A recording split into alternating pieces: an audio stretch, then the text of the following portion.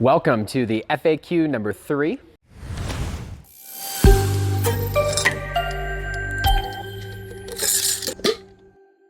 I'm really excited today because we got a gift from Timber, and they're one of our favorite manufacturers. They custom manufacture grow lights. They also have off-the-shelf stuff, and it's what we're using in the 10x10. And without us reaching out to them, the owner of the company reached out and said, hey, we love your videos, and we notice you have that rack over there. And in your video, you mentioned you have no lights for it, and you're just kind of letting it do its thing. And he mentioned, Dan said, we'd like you to show off the versatility of our lights, and that he'd send us a Cypress 4. We're excited because we were part of the launch of the Cypress 8, and I really motivated him to go back to strips instead of just cobs. So when we got the Cypress 4, I was excited because I wasn't planning on ordering one, and we're gonna do the unboxing right now. So if you've seen the Cypress 8, this is the same unit, but with 4 strips instead of 8 strips. And we're actually gonna desegment it and put them on that rack in the 10x10. So without further ado, let's get in there. Now, I don't wanna cut too deep, right? Always be careful when you're doing that. Okay, so while I'm getting in here, I'll let you guys know that we got some pretty good feedback on the latest YouTube video about the farm, and everybody wants to see more farm information. We've got a vegetable farm right next door. And so if you don't know, if you're not local, the farm's like right when you pull up. We have a fridge in here where we have the produce. We distribute to a wholesale outlet, to restaurants, also to walk-in customers, and we're expanding it. So based on our experience, we're gonna start highlighting what we're doing in the greenhouse, getting ready for the season. If you haven't subscribed to our channel yet, subscribe, and we're gonna do a different series. So we'll have the 10x10, and then we're gonna have the actual farm series, and my wife's gonna be hosting it, which I'm pretty excited. And so I want you to check that out. And let me keep unboxing this. So you can see it just comes all wrapped. One of the things that is really difficult with the grow lights is when you're shipping them out, is making sure that it arrives intact, and you don't order this light and then have to deal with customer service right away. We never have issues with Timber. If you do have a problem, or if you just have a question, they're really easy to get a hold of, and they're very helpful. So let's see what we have. This is what the strip looks like, and that's what makes it so easy to ship. You can put it in a small box, and that's really important when freight is starting to become more and more expensive out there. So let me open this. I'll show you the one, and then as I unbox the rest, I'm gonna try and answer some questions, so it's more of a frequently asked question episode instead of just an unboxing, but this just came in. I had to show it. Taylor was asking about the earth box, and he had a question that I actually get a lot, so I wanted to answer it on video. And it's regarding the earth box reservoir. When you put the water in there, a lot of people want to add an air stone. And I think it comes because a lot of us started with hydro first. And we know that when you have a reservoir, if you add an air stone, it makes a big difference in plant growth, and we want to get air to the root zone. Not only that, but oxygen is good for plants. If they go anaerobic, it can be a problem. And so I used to think the same thing until I found out that they work really well without it. And it's adding another variable. So I will say that you can use the air stone. The challenge with the air stone is that if it cuts off the power and the air stone stops, it really stifles the growth of your plant. And I've actually heard of people losing plants because their air stone turned off. That might be a bit extreme, but it's something to consider. The other opposite side of this is that although you get really fast growth when you add the air stone, the earth boxes are almost too fast as it is. And then you have another additional point of cleaning and other items going in there. And so at a certain point, we want the plant to work for its nutrients. And part of the benefit here is that we're using this anaerobic bokashi to compost in the top. We have a reservoir of water that's getting a little bit of air in there naturally. And if we inject air into it, the thoughts are that we're breaking the pattern that might lead to better terps and better quality. Alan, who originally taught the earth boxes, and he was like, we don't need an air stone. And there was kind of an argument about it. And what I gleaned from that argument was that air stones totally work. It's gonna add a little bit of a headache, and if it does cause a problem, it might be a little bit more drastic than you think. And so because of that, I just never went down the path, and I decided I don't wanna mess with it. I don't wanna buy air stones, clean air stones, put the tubes down there. And so I'd say maybe try it, but try it now knowing what I've shared with you. I do know another guy too, who runs living soil beds, and we buy products from him, Tiger Blood, I really like. But he's got these big living soil beds, and he literally puts air stones in the bottom of his living soil bed in his soil. So he says it works and he loves it, but I prefer not to, and I do not recommend people to use air stones in the earth box, and I hope that helps answer your question. Look at this strip until I go on to the next question. So really nice custom machined aluminum. And this is the end piece, so it caps it. It's got the rubber stoppers on it, and this is where you're gonna slide it onto the channel here and then tighten it. So it does take a little bit of tinkering to get it perfectly lined up, but all the wires are tucked in with waterproof fittings. This is directly off the Samsung factory floor. So a lot of times we get people asking about the Timber. They say, hey, where are those little red chips? What Timber did is they got it right from the Samsung floor with a high number of chips, and then they don't overpower them, lowering the life of them. They power them adequately with a really nice heat sink, this metal on the back, and then they don't alter it. So Samsung made this strip, they just made the mounting, which means that it's still part of the Samsung warranty and the Timber warranty, and we've never had a problem with them. So I just think it's a bulletproof setup, and that's really important to me when you're in the middle of a run and you've spent a lot of money. The other variable is that while these are fairly expensive grow lights to someone who may be brand new, if you compare them to the same components and same number of watts and the rating that you get from the light, normally they're about double the cost or at least $500 more. So this is an extremely good value, so much so that it takes a little bit of lead time when you order them. So consider that if you're gonna buy one. Let's get into the rest. All right, so grabbing the rest of these strips, take a look what's in here. And Scott was asking about alfalfa hay. And I get this question a lot because people say that you have to use barley straw for mulch, and partly because I only recommended barley straw based on our experience. I'm gonna go a little bit deeper on it and explain why barley, but I'll start off with the hay. I read a book by Ruth Stout called The No Work Gardening Book, and she specifically says absolutely anything will work for mulch. I'm sure there's some caveats to that, but specifically the greener ones instead of the browns, they're totally fine. The challenge comes if you go mix it in the soil. But if you just put it on top, it's not going to rob nitrogen or boost your nitrogen too much. In fact, building soil from decaying plant matter in the mulch layer is how you build really good soil. And so in Ruth Stout's book, she talks about using 12 inches thick of a hay mulch, straw mulch, whatever you have, and specifically says that the alfalfa hay is fine. And so when that starts to compact, it gets maybe closer to 5 or 6 inches and no weeds will grow through. She's able to move the mulch, plant her plants, move the mulch back up, and get really good low effort results. And I would consider that as far as my indoor grow. Now, what I would say is that if you have a high amount of seeds in there or if it's been sprayed or anything like that, that might be a bigger issue. So what I look for is I avoid anything that says weed seed free. And the reason why is I know how plants work, they make seeds. And so the only way to guarantee that is if you spray it with herbicide or Roundup or something. So avoid the seed free. And if you do get some seed sprouting, alfalfa grows pretty slow, it's not a big deal. You can always pluck them, let them grow, chop and drop. So go ahead and use it. I'll take it a step further. So the reason why we use the barley straw mulch is that barley straw recommended by Coop back in the day, he mentioned that farmers would take the barley straw and they'd actually float bales and tie them to a raft of wood and float them in their pond. And that would kill all of the algae growth that occurred. And so since we were interested in doing indoor soil and algae might be an issue, the thought of having something that mitigated a problem and was beneficial in nature to farmers already and using that as a mulch was really caught our attention, and a lot of us did that. And then add that to the fact that a lot of Colorado growers were growing barley for Coors, and they didn't want to spray it. They just let it grow like grass. It made a clean, accessible source of product. You can also find barley enzymes available under the name Pondzyme and a few others. And I think we've got better enzymes as far as for growing plants, but I wanted to take you all the way down the rabbit hole. What I've learned is if you follow Ruth Stout and other people, almost any mulch will work. And so it's more about the quality, the locality. We ship barley straw because people don't live near where they can buy mulch, but I always recommend find something local, put it on top of your plants, and you'll be thoroughly impressed with the benefits of using mulch in your system. It'll slowly build soil, it'll shade and create habitat for the predators, and it's part of building that ecosystem. So great question. I'm really glad you asked it. Let me keep opening these. I don't want to take all day on the unboxing, and we'll get another question loaded up while I go through it. So the next question is from Jason, and he says, which soil do we prefer to start our seeds in? Really good question. Pretty easy for me to answer. We start everything in the light soil, but you'll notice in the 10 by 10 series, we started the tomatoes and the peppers in our 3.0 soil. And if you look at our soil test that we publish every quarter on the website, none of our recipes have a really excessive soluble nutrient level. And it's because we're using organics that are granular, a little bit more slow release. And so you can start seeds in any one of our recipes.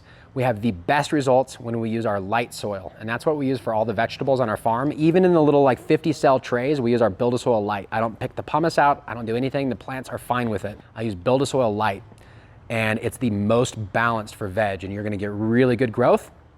Only difference with our BuildASoil Light, the name Light, we didn't come up with the names of our soil to market them. We were just small batch artisan soil, and it started to take off faster than anticipated. The reason why we made it the Light is we started off with these no-till recipes that were like 33% compost and really heavy in nutrients. And the Light was our attempt at using a lab to balance everything where it should be. According to the saturated paste test, so that at least we're not wildly off on excessives of nutrients that might stunt seedlings. And because of that balance, and because we use worm castings in there, I think you're gonna be really impressed with the BuildASoil light. Only caveat is that if you're really used to a peat moss perlite soil, you need to get the watering right. Once you get that right, the plants just crush. So I hope that helps.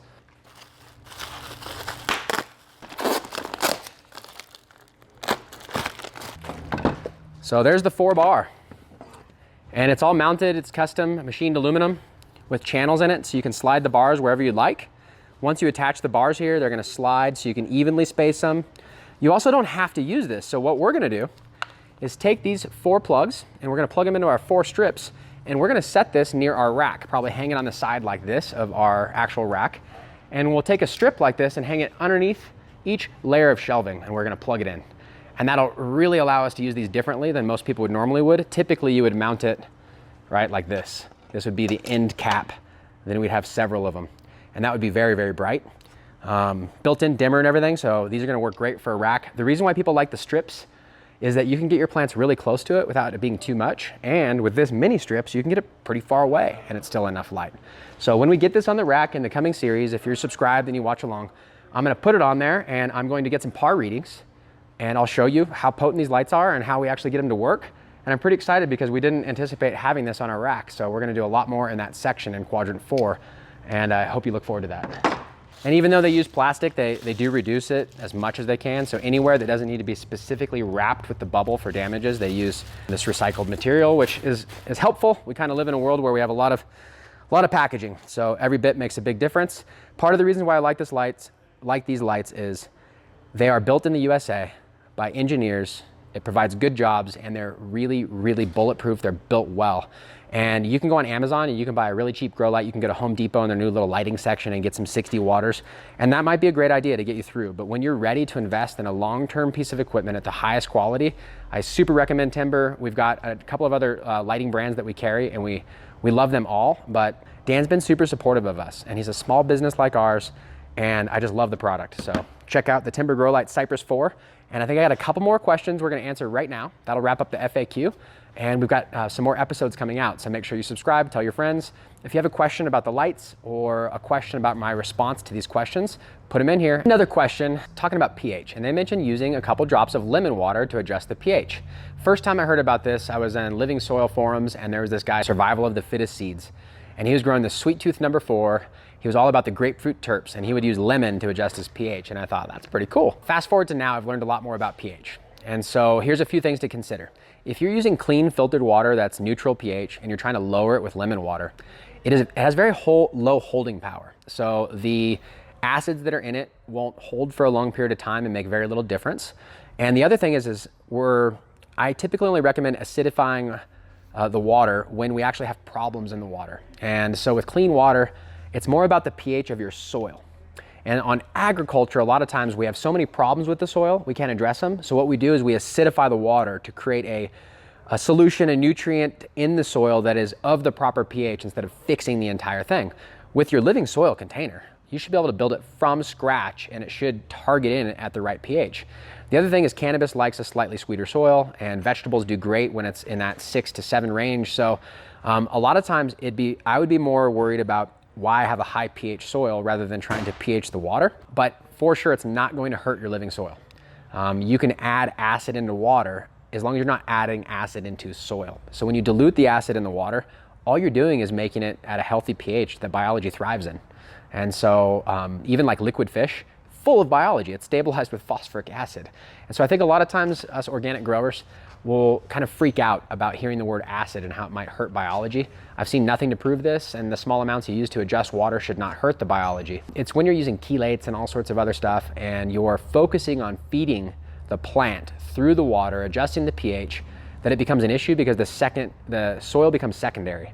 But if you've got good soil and it's balanced, a little lemon water is not only going to not hurt anything, it's just not going to do anything. And so I would say bypass it unless you're drinking lemons and you want to give some to your plants. So I hope that helps. We can talk about pH a lot because it does have its place in living soil, but it's not important when you have clean water. If you've got well water, something like that, we could have a whole nother talk about how important it is.